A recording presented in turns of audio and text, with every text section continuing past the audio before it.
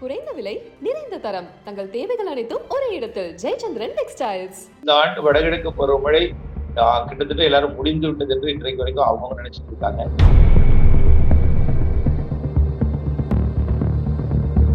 இந்த மழைப்பொழிவு இன்னும் 2 நாளைக்கு இருக்கும். அதுக்கப்புறம் என்ன ஆகும்னா 19ஆம் தேதி எப்படி இருக்க போகிறதோ அதே வானிலை 23ஆம் தேதி இருக்கும். ஆக இன்னும் 2 நிகழ்வு வலிமையான ஒரு மழை பொழிவை கொடுப்பதற்கு வாய்ப்பு இருக்கிறது. 23ஆம் தேதிக்கு பிறகு சென்னை, திருவள்ளூர் உட்பட டெல்டா மாவட்டங்கள் உட்பட அனைத்து மாவட்டங்களுக்கும் மழை தீவிரமடையும். ஏன்னா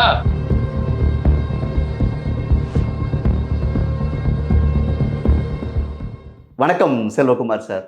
இந்த மழை ரொம்ப ஆட்டம் காட்டிட்டு இருக்கு. திடீர்னு வருன்றாங்க, வராதுன்றாங்க. வராதுன்னு சொல்லும்போது திடீர்னு கொஞ்சம் பெய்யுது, நல்லா பெய்யுன்னு நினைக்கும் போது கொஞ்சம் இதுவாகுது. இந்த தடவை என்ன ஆச்சு சார் இவ்வளவு குழப்பம்?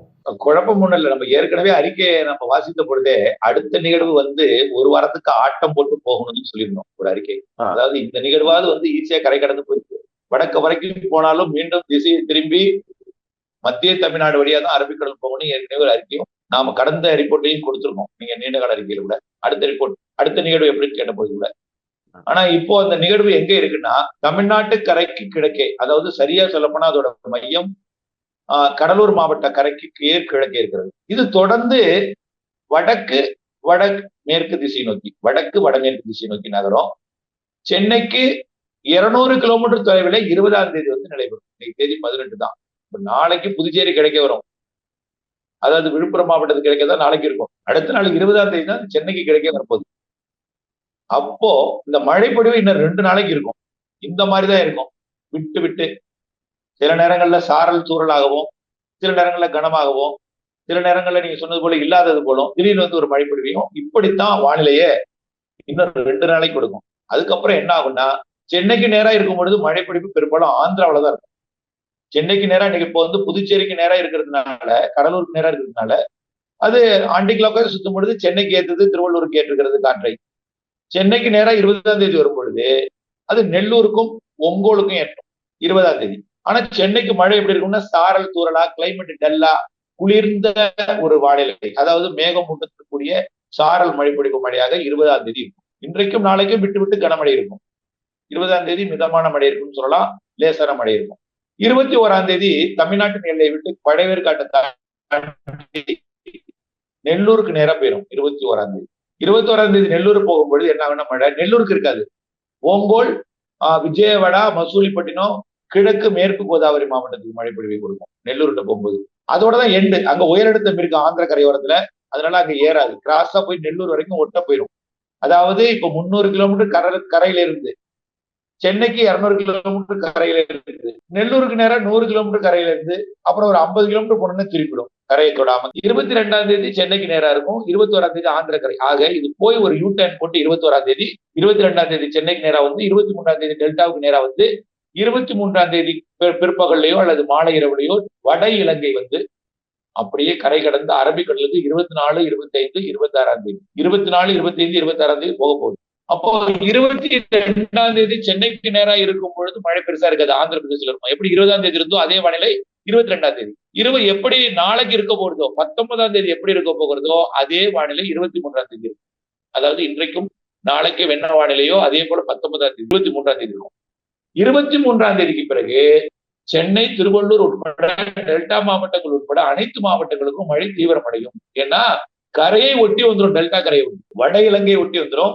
அங்க நீரோட்டம் வலுவாக இருக்கும், இதனால பிக்கப் கூடிரும். கரை கடந்து அரபிக்கடலுக்கு தமிழ்நாட்டின் நிலப்பகுதி வழியாக 24ஆம் தேதி நுழைஞ்சு 25ஆம் தேதி மேற்கு தொடர்ச்சி மலை, 26ஆம் தேதி அரபிக்கடலுக்கு போகும். இப்படிதான் நம்முடைய வழித்தடம் இப்பொழுது கணிக்கப்பட்டிருக்கிறது.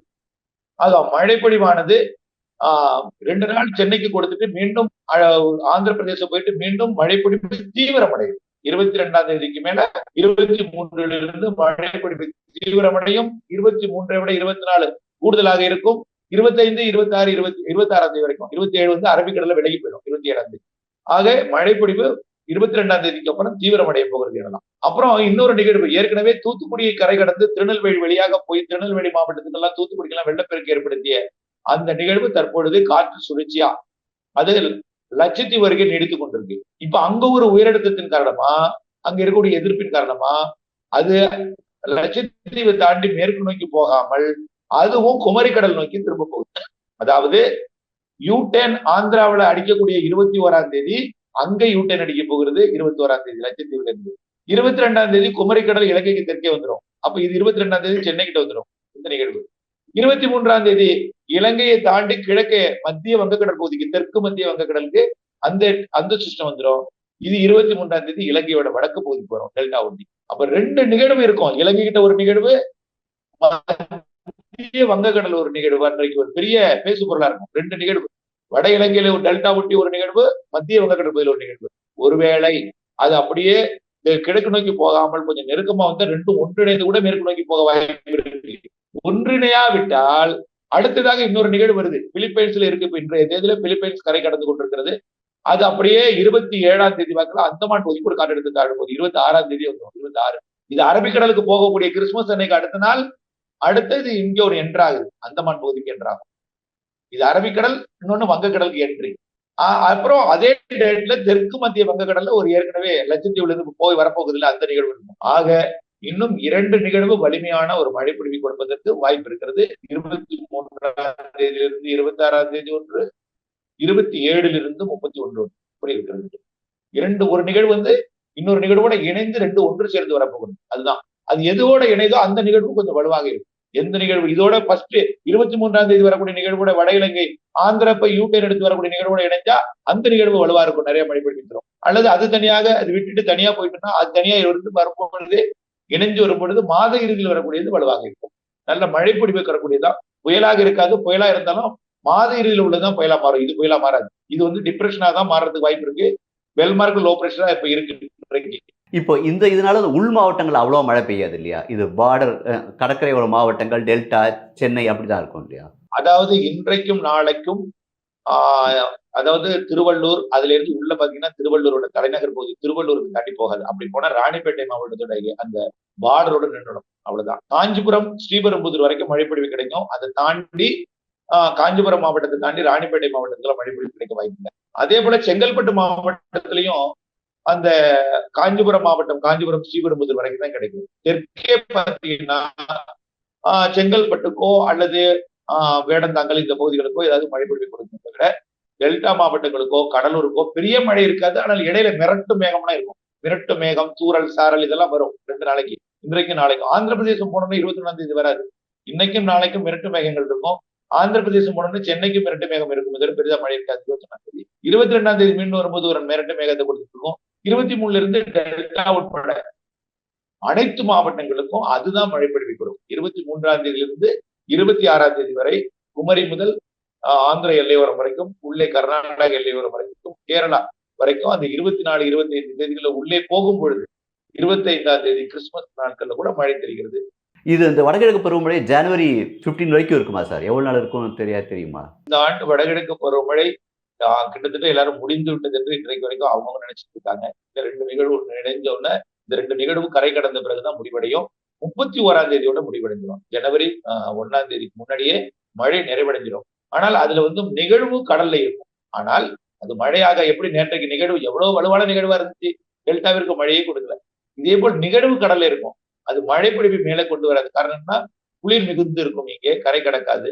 15ஆம் தேதி வரைக்கும் கடல்ல நிகழ்வு இருக்கும். இலங்கை ஒட்டியோ குமரி கடல்லையோ அப்படியே மாலத்தீவு பகுதியை நோக்கி நிலநடுக்கோட்டு பகுதியோ போயிட்டு இருக்கும். இலங்கைக்கு மழை பொழிவு கொடுக்கும்.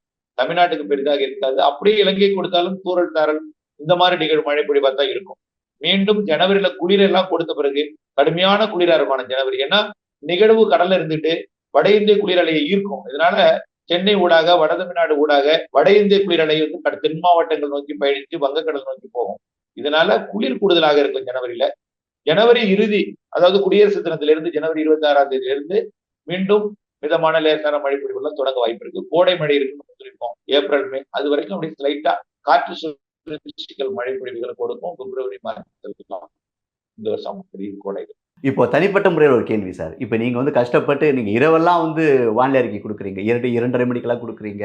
ரொம்ப கஷ்டப்பட்டு குடுக்குறீங்க. நீங்க குடுக்குறது ஒரு 80% நடந்துருது. ஒரு சில நேரங்கள்ல ஏதாவது ஒரு சில தவறு நடக்கலாம். ஆனா இத வச்சு ஒரு சில விமர்சனம் பண்ணும்போது உங்க மனநிலை எப்படி இருக்கும் சார்? இது உங்க வீட்ல இருக்கிறவங்க எப்படி பார்ப்பாங்க அந்த இதுக்கு? அதாவது எப்பொழுதுமேங்க ஒரு விவசாயி வந்து ஈஸியா சந்தோஷம் அடைஞ்சிருவாங்க. ஆனால் ஒரு வானிலையாளர் சந்தோஷம் அடைய முடியவே முடியாது. ஒரு நிகழ்வு வந்தால் தென் மாவட்டத்துக்கோ அல்லது வட மாவட்டத்துக்கோ அல்லது மத்திய மாவட்டத்துக்கோ ஏதாவது ஒரு மாவட்டத்தை மழை பொழிவு கொடுக்கும்.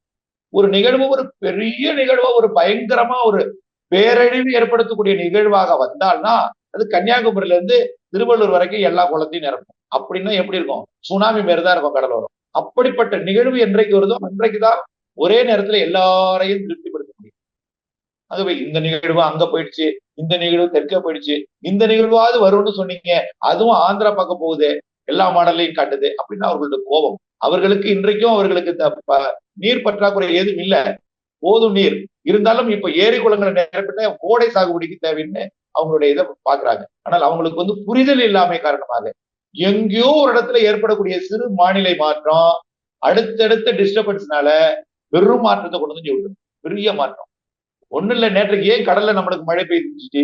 அதாவது தென்சீன கடற்பகுதி வழியாக அது ஆஸ்திரேலியா நோக்கி பயணித்துக் கொண்டிருந்த அந்த வட துருவ காற்று, குளிர்காற்று நேற்று என்னாச்சுன்னா அந்த ஆஸ்திரேலியா பக்கத்துல இருந்த புயல் செயலிழந்து போச்சு. அப்ப அங்க அதாவது ஜாவா தீவை நோக்கி போயிட்டு இருந்த அந்த காற்று திடீர்னு வங்கக்கடலோட அந்தமான் பகுதிக்கு வருது. அந்த குளிர்காற்று அது வராம இருந்தா என்ன ஆகும்? நீராவி காற்றை இந்த நிகழ்வுக்கு சுழற்றி கொண்டு வந்து சென்னையில ஏற்றும் பொழுது இமயமலையிலிருந்து வரக்கூடிய குளிர்காற்று சென்னைக்கு வந்துட்டு குளிர் நேற்று குளிரா இருக்குல்ல, அந்த குளிர்காற்று தமிழ்நாட்டின் கரையில பயணித்துக் கொண்டதுல நேற்றைக்கு அந்த குளிர்காற்றுல கொண்டு வந்து அந்த வெப்ப நீராவை ஏற்றும் பொழுது நீராவி நீராக மாறும். நேற்று மழை பொழிந்திருக்கும். அந்த காற்று குளிர்காற்று என்னதுன்னா வர்ற வழியில இடைமறித்து நீராவியாக மாற்றி கடல்லையே பொழிய வச்சு இன்றைக்கும் கடல்ல தான் அதிகம் மழை பெய்யுது. வானிலை ஆய்வுகளுமே பெரிய அளவில் ஊடகங்கள் பெருசா சொல்லிட்டு இருந்தாங்க நேற்றைக்கு கூட.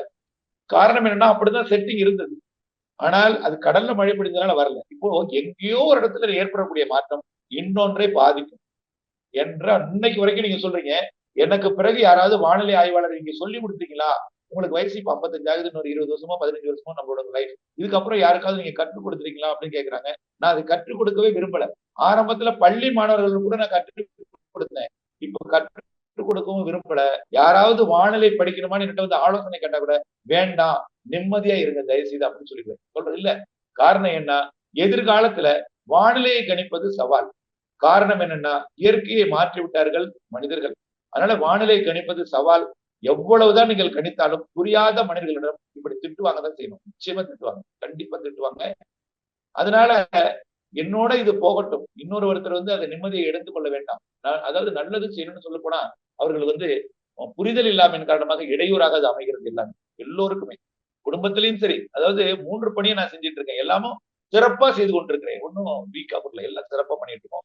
அதனால இந்த எதிர்காலத்துல பாத்தீங்கன்னா இந்த கணிப்பு என்பதெல்லாம் மாறிடும். இன்னொரு 25-30 வருஷம் கணிப்பு எல்லாம் இருக்காது. லைவ்ல உட்கார்ந்துட்டு இதோ வந்து கொண்டே இருக்கிறது, திசை மாறப்போகிறது, உள்ளே நுழைய போகிறது, கனமழை பெய்ய போகிறது, ஆகா பெய்யாது, திரும்பி போக போகிறது. இப்படி நேரலையாகத்தான் வானிலை அறிக்கையை வழங்க முடியுமே தவிர கணிப்பு என்பது முன்கூட்டியே கொடுக்கக்கூடிய வானிலை எல்லாம் செல்லாததாக போகிறது. இவர்கள் இயற்கையை மாற்றுகின்ற இந்த வேலைப்பாடின் காரணமா. அதான் நம்ம சொல்லுமா. மிக்க நன்றி சார். வணக்கம். நன்றி.